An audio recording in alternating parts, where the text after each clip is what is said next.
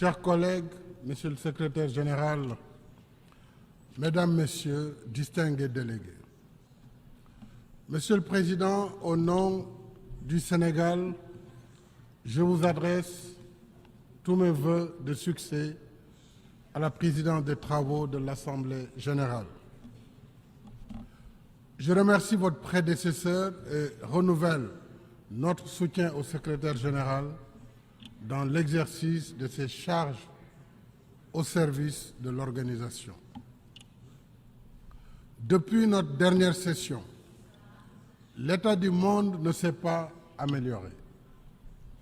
Pour des millions de personnes, le quotidien reste marqué par la peur, la violence, la pauvreté et les inégalités. Nombre de pays continuent de subir l'impact économique et social de la pandémie Covid-19. Le réchauffement climatique a atteint un niveau sans précédent. La tragédie de l'émigration clandestine nous rappelle la nécessité de mettre en œuvre le pacte mondial pour des migrations sûres et ordonnées, régulières, et de poursuivre sans relâche la lutte contre les réseaux criminels qui organisent ce trafic illicite d'êtres humains. Une guerre de haute intensité fait courir à l'humanité le risque d'une catastrophe majeure. En Afrique, la résurgence des coups d'État reste un sujet de grave préoccupation. Le Sénégal réitère sa ferme condamnation de toute forme de changement anticonstitutionnel de gouvernement. L'urgence de l'heure, c'est aussi le terrorisme qui continue de gagner du terrain en Afrique, sans réaction appropriée du Conseil de sécurité. À maintes reprises, notamment lors de son mandat au Conseil en 2016 et 2017, le Sénégal a alerté sur l'inefficacité des opérations de maintien de la paix en Afrique, dont les mandats et les équipements ne répondent guère à la nature des situations. Il n'y a pas de paix à maintenir là où il s'agit plutôt de la restaurer en combattant des groupes armés qui pillent et endeuillent au quotidien les populations innocentes, occupent des territoires entiers et menacent des États dans leur existence. Les péripéties tumultueuses de 2 missions de paix actuellement en Afrique sont édifiantes à ce sujet. En conséquence, le Sénégal invite à nouveau le Conseil de sécurité à assumer pleinement ses responsabilités dans la lutte contre le terrorisme en Afrique en vertu du mécanisme de sécurité collective prévu par la Charte. Dans le même esprit, nous appelons à la désescalade et au règlement pacifique de la guerre en Ukraine. Nous renouvelons notre soutien au droit du peuple palestinien à un État viable, coexistant pacifiquement avec l'État d'Israël, chacun à l'intérieur de frontières sûres et internationalement reconnues. Monsieur le Président, le thème de cette session nous rappelle que l'idéal à la base du multilatéralisme, c'est de créer et promouvoir entre les pays des relations confiantes, solidaires et inclusives. Le Sénégal reconnaît le service appréciable que le système des Nations Unies et celui de Bretton Woods rendent au pays depuis près de 80 ans. Mais nous savons tous que le système multilatéral, héritage d'un passé révolu, est devenu obsolète. Or, comme l'a justement alerté le secrétaire général Antonio Guterres, un système qui continue d'ignorer les réalités de son temps et les besoins de plus de 3/4 de ses membres accentue les inégalités, génère les conditions de sa contestation et provoque le risque de sa fragmentation.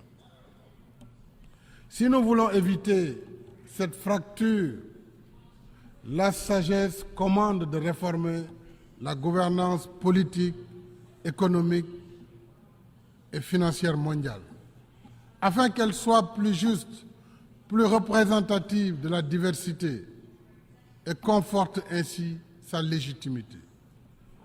Nous pouvons y arriver si nous mettons la volonté politique nécessaire. Le G20 l'a montré en admettant l'Union africaine comme membre de plein droit.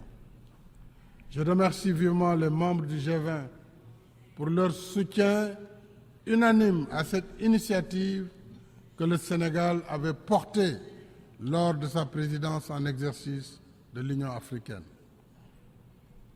Nous souhaitons que l'exemple d'inclusion ainsi donné par le G20 soit suivi par le Conseil de sécurité et les institutions de Bretton Woods pour un multilatéralisme plus représentatif des intérêts de tous ses membres. De même, le Sénégal reste attaché à la vision des relations internationales apaisées, fondées sur l'égalité, fondées sur l'égale dignité des peuples, des cultures et des civilisations. Le 31 octobre 1961, soit un an après l'indépendance de notre pays, le président Léopold Sédar Senghor expliquait ici, sur cette vision, par ces mots, et je le cite, « Une civilisation particulière ne saurait s'imposer seule sans dresser contre elle la majeure partie de l'humanité. » Fin de citation. 62 ans après, notre position reste la même. Entre peuples libres, dont l'histoire et les réalités socioculturelles sont diverses, il ne peut y avoir de légitimité pour certains de définir et imposer à tous une seule façon de vivre comme un prêt-à-porter civilisationnel. Ce qui va pour les uns ne va pas forcément pour les autres. Ensemble, nous pouvons pratiquer nos valeurs communes. Mais ensemble, nous devons respecter nos différences. Voilà pour le Sénégal ce qui doit forger un universalisme revitalisé, plus ouvert et plus efficace dans la prise en charge des défis de notre temps. Parmi ces défis, il y a l'urgence climatique. Alors que les phénomènes extrêmes se multiplient, le Sénégal reste engagé dans la mise en œuvre de l'accord de Paris sur le climat. Ainsi, grâce à notre politique volontariste de mix énergétique, les énergies renouvelables représentent aujourd'hui 31% de nos capacités installées. Avec la signature en juin dernier de notre partenariat pour une transition énergétique juste, nous avons l'ambition de porter ce taux à 40% en 2030. Et je remercie ici les pays partenaires du G7 qui nous ont accompagnés dans la mobilisation de 2,5 milliards d'euros sur une période de 3 à 5 ans à partir de 2023 pour financer nos projets au titre de ce partenariat. Nous poursuivons en même temps la réalisation d'infrastructures sobres en carbone et résilientes au changement climatique, dont 2 projets de système de transport de masse, un train express régional et une ligne de bus rapide transit tous deux électriques. Avec l'exécution de nos projets nationaux et continentaux, à l'image de la Grande Muraille verte, nos pays sont clairement engagés dans l'action climatique à la hauteur de leurs moyens. Il reste que, pour l'essentiel, les projets verts en Afrique sont financés par recours à la dette commerciale, alors qu'ils devraient être soumis et soutenus par la mobilisation des 100 milliards de dollars par an convenue depuis la COP 15 en 2009 pour financer l'action climatique. La justice climatique voudrait qu'un continent qui contribue pour moins de 4% des émissions et qui en souffre le plus ne soit pas condamné à s'endetter pour réparer et prévenir des dommages dont il n'est point responsable. Le Sénégal est pour une transition énergétique juste et équitable, tenant compte des besoins spécifiques de nos pays, y compris l'accès universel à l'électricité, dont plus de 600 millions d'Africains restent encore privés. Alors, si nous voulons que la COP 28 soit le rendez-vous des promesses tenues, faisons en sorte que les financements annoncés soient disponibles et accessibles selon des procédures et modalités simplifiées et transparentes. Monsieur le Président, chers amis, le 25 février 2024 se tiendra l'élection présidentielle sénégalaise. Comme les précédentes, elle sera démocratique, libre et transparente. Et le 2 avril, je passerai le pouvoir à mon successeur, après 12 ans à la tête de notre pays. Je voudrais remercier ici les pays membres de notre organisation pour leur amitié et leur collaboration.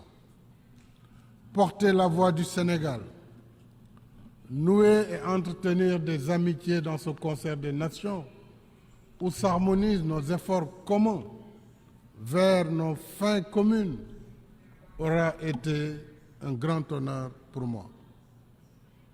Au nom du peuple sénégalais, je voudrais dire ma gratitude à tous mes collègues, en les priant d'accueillir mon successeur avec la même amitié et la même considération. Je garderai pour tous les mêmes sentiments d'amitié et d'estime cordiale. Je suis confiant que la tradition sénégalaise d'ouverture et de dialogue, mon successeur sera fidèle aux relations d'amitié confiantes qui unissent notre pays et tous les membres des Nations Unies. Mesdames et Messieurs, je vous remercie de